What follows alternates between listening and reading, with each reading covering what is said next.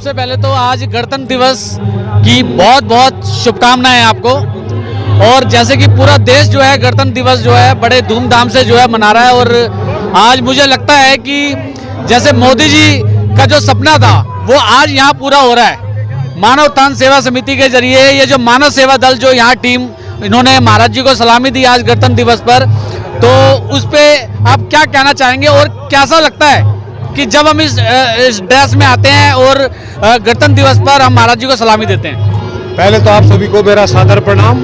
और जब यहाँ पर हम लोगों की ये परेड और हम लोग ये राष्ट्रीय गान और झंडा लहराते हैं महाराज जी, हमें बड़ा ही गर्व महसूस होता है अपने आप पर। खासकर हमें श्री महाराज जी और मानव उत्थान सेवा समिति जो कि एक आध्यात्मिक और सामाजिक संस्था है और एक मानव सेवा दल है, जो कि जितने भी हमारे समिति के कार्यक्रम की व्यवस्था है वो मानव सेवा दल ही देखता है। और बड़ा ही हमें गर्व महसूस होता है कि श्री महाराज जी हमारे सम्मुख होते हैं, हम सभी का निरीक्षण करते हैं और हम उनको सलामी देते हैं। और इसके साथ साथ देश का जो राष्ट्रीय जो हमारा झंडा है उसको हम सलामी देते हैं। बहुत ही हमें खुशी और प्रसन्नता होती है। जैसे कि यहाँ काफी लोगों से सुना कि आज और भी एक खुशखबरी है, तो जो महाराज जी के जो पुत्र हैं बड़े उनके शरदे जी महाराज, उनका भी आज जन्मदिन है, तो उस पर क्या कहना चाहेंगे? इसके लिए तो मैं और विशेष तौर पर ये आप सभी को बधाई देना चाहता हूँ कि 26 जनवरी को श्री शरदे जी महाराज का भी जन्मोत्सव होता है। तो बड़ा ही एक अद्भुत एक सही संगम है, क्यों 26 जनवरी को शरदे जी का और 15 अगस्त को श्री सुरेश जी का जन्मदिन होता है। ये भी अपने आप में एक अलग ही है। तो इसको पूरा देश गणतंत्र दिवस और स्वतंत्रता दिवस के रूप में मनाते हैं और यहाँ पर जन्मोत्सव को भी बड़े हर्षोल्लास से सब प्रेमी लोग मनाते हैं। मैं आप सभी का बहुत बहुत धन्यवाद करता हूँ। धन्यवाद।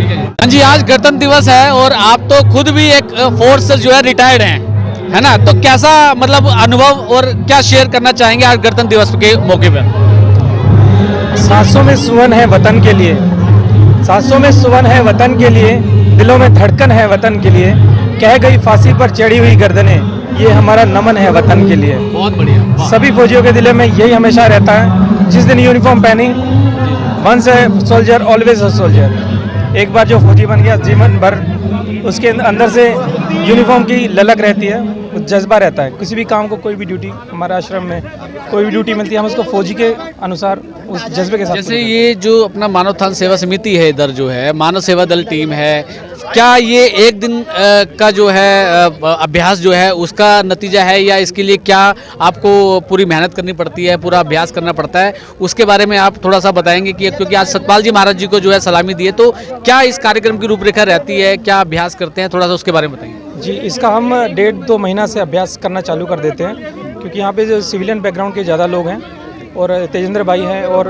2-3 लोग और भी हैं जैसे हमारे, तो प्रैक्टिस कराई जाती है और उसके बाद हम ये आउटपुट मिलता है। कहते हैं ना कि 365 दिन करते हैं तो 3 घंटे में उसका आउटपुट पता चल जाता है। तो हम जो इतने दिन करते हैं उसके बाद 5 मिनट में आपको पता चलता है कि उसका आउटपुट क्या रहा है।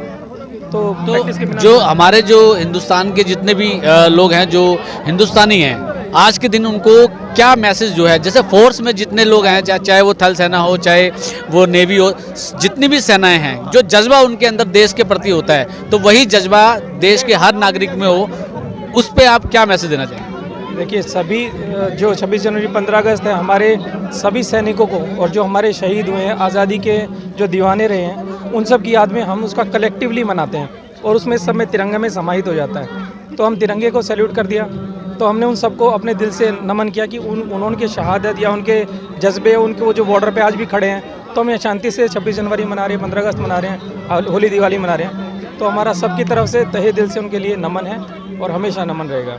वो हैं तो हम हैं। जय हिंद। जैसे अभी ये जो परेड मार्च हुआ और काफ़ी जो है मानव सेवा दल की टीम ने जो है महाराज जी को सलामी दी है, पूरा देश इसको मना रहा है, तो उसको आप किस तरीके से जो देखते हैं और क्या मैसेज जो है देशवासियों को जाना चाहिए?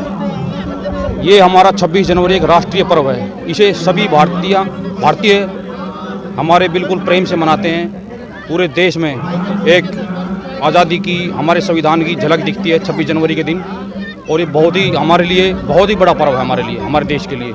ये पर्व जो है 26 जनवरी हुआ, 15 अगस्त हुआ, ये सभी पर्व जो हैं राष्ट्रीय पर्व है और ये हमारे देशवासियों को एक करने के लिए सभी, तो इसे हम बड़े हर्षोल्लास के साथ मनाते हैं। क्योंकि जो सेना जो है वो कहती है तन समर्पित मन समर्पित, ये देश तुझे मैं और क्या दूं, है ना। तो ये हर हिंदुस्तानी के दिल में होती है। तो क्या मतलब जो हर देश का बच्चा जो है वो भारत माता के लिए कुछ करे, कुछ कर गुजरने के लिए जो है वो मर मिटे देश के लिए, ऐसा कुछ क्या कहना चाहेंगे? हाँ जी, ये हमारे श्री गुरु महाराज जी का भी कहना है कि देश के लिए जियो। ये मत सोचो कि देश ने हमारे लिए क्या किया, ये सोचो कि हमने देश के लिए क्या किया।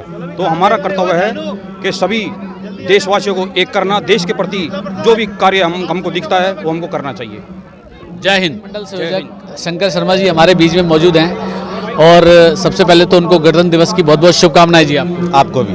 तो जैसे कि ये अभी यहाँ पे परेड मार्च निकाला गया, महाराज जी को जो सतपाल महाराज जी को जो सलामी दी गई है, तो काफ़ी जो जज्बा जो है वो देखने को मिलता है, काफ़ी दिल के अंदर होता है कि आज गणतंत्र दिवस है और सेना जो है का जो मैसेज जो है वो देश को जाना चाहिए, वो क्या जाना चाहिए? देखिए, जो जज्बा आपने देखा ना, ये जज्बा यहाँ के लोगों में राष्ट्र के प्रति 26 जनवरी के प्रति इसलिए आता है क्योंकि यहाँ पे जो लोग आए हुए हैं वो आध्यात्मिक लोग हैं। आप सबको पता है भगवान राम आध्यात्मिक थे और भगवान राम ने क्या बोला कि जननी जन्मभूमिश्च स्वर्गादपि गर्यसी। एक आध्यात्मिक व्यक्ति ही ये कह सकता है कि अपनी मातृभूमि से बढ़कर के और कुछ नहीं है। इसलिए यहाँ पर जितनी भी जनता आप देख रहे हैं सब आध्यात्मिक जनता, और सबके अंदर में अध्यात्म की वजह से राष्ट्रभक्ति कूट कूट के भरी हुई है। देश सर्वोपरि है, राष्ट्र सर्वोपरि है, वो तभी ये भावना आती है जब हमारे अंदर अध्यात्म आएगा। आप देखिए, हमारे नेताओं ने बोला कि जगह जगह यूनिवर्सिटीज़ में झंडे फहराए जाएं, कॉलेजों में तिरंगा झंडा लगाया जाए। क्या तिरंगा झंडा लगाने से आपके अंदर में राष्ट्रभक्ति, राष्ट्र प्रेम आ जाएगा? नहीं आएगा। जब तक आपके अंदर अध्यात्म नहीं आएगा, क्योंकि अध्यात्म क्या है, अंदर का विषय है, आत्मा का विषय है। और जब आदमी आध्यात्मिक होता है तो वो वफादारी करता है। वफादारी किससे करेगा? अपने देश से, समाज से, अपने राष्ट्र से वफादारी करेगा। इसीलिए हम ये कहते हैं कि सदगुरुदेव श्री सतपाल जी महाराज का जो कार्यक्रम होता है, ये जो सत्संग होते हैं, उसके अंदर लोगों को ज़्यादा से ज़्यादा जुड़ना चाहिए, आना चाहिए, ताकि वो आध्यात्मिक बने। और जब आध्यात्मिक बनेगा आदमी तो निश्चित रूप से राष्ट्रभक्त बनेगा ही बनेगा। अच्छा, ये जैसे अभी पिछले साल जो है तिरंगा यात्रा भी निकली, लोगों के अंदर जो है बहुत देशभक्ति की जो भावना जो है वो काफ़ी प्रबल दिखाई दी। हर घर घर तिरंगा जो है वो नज़र आया। काफ़ी बच्चे हों, चाहे वो बड़े हों, चाहे वो गरीब हो, चाहे वो अमीर हो, सभी ने जो है तिरंगा अपने घरों में लगाया। तो गणतंत्र दिवस को आप कैसे उसके साथ जोड़ते हैं आप? देखिए, सबसे पहले किसी भी चीज़ के लिए हृदय से देश प्रेम होना बहुत ज़रूरी है। अगर किसी के हृदय में देश प्रेम नहीं है तो चाहे आप घर में झंडा फहराइए, चाहे आप किसी चौराहे में झंडा फहराएं, उससे देश प्रेम जागृत नहीं होगा। देश प्रेम जागृत होता है जगह जगह। हमारे अभी जो कुछ हुए हैं, जैसे देश प्रेम के लिए प्रोग्राम हुए हैं, जैसे महाराज जी प्रोग्राम करते रहते हैं, सत्संग प्रवचनों के साथ साथ देश प्रेम के ऊपर भी अच्छे लेक्चर्स मिलते हैं। तो लोग आते हैं, लोग सुनते हैं, और सुनने से उनके दिल में देश प्रेम की भावना जागृत होती है। और इसीलिए जब वो बार बार तिरंगे को देखते हैं तो उससे देश प्रेम उनके मन में वो रिमाइंडर्स की तरह हिट करता है। जब वो रिमाइंडर्स की तरह हिट करता है तो वो अपने आप स्वरूप में आता है। और ये बहुत ही अच्छा उदाहरण है कि जो घर घर तिरंगा यात्रा थी, जो आदमी जहाँ समय देता है और समय देने के साथ साथ अपना पैसा व्यतीत करता है, तो वहीं उसका मन भी भागता है। तो इसीलिए ये बहुत ज़रूरी है। ठीक है जी, जय हिंद। जय हिंद, जय भारत।